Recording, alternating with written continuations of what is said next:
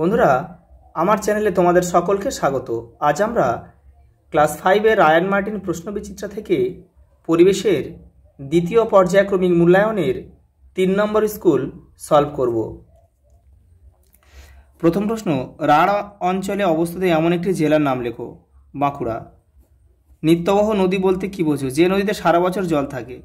Rail engine তৈরির কারখানা আছে চিত্তরঞ্জন শহরে। ছৌ নাচ পুরুলিয়া জেলায় বিখ্যাত। একশৃঙ্গ গণ্ডার দেখতে পাওয়া যায় জলদাপাড়া অভয়ারণ্যে। কুলিক পাখিরালয়ে অবস্থিত কুলিক নদীর তীরে। কোন জেলায় আম বিখ্যাত? মালদা। মালদা বা মালদহ লিখতে পারো। টেরাকোটা শিল্পের জন্য বিখ্যাত বাঁকুড়া জেলা। বাঁকুড়া জেলা। কলকাতায় অবস্থিত দুটি বিখ্যাত দর্শনীয় স্থানের নাম। আচ্ছা, ভিক্টোরিয়া ভিক্টোরিয়া ভিক্টোরিয়া মেমোরিয়াল, আর হচ্ছে জাদুঘর লিখতে পারো। জাদুঘর।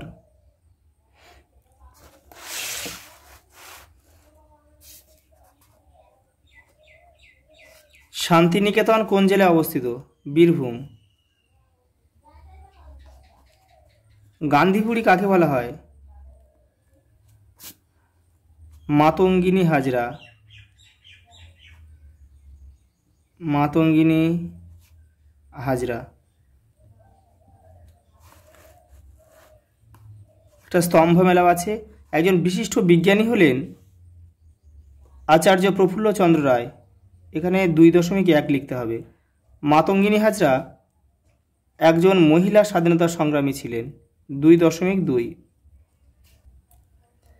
মাস্টারদা সূর্য সেন একজন স্বাধীনতা সংগ্রামী ছিলেন। 2.3।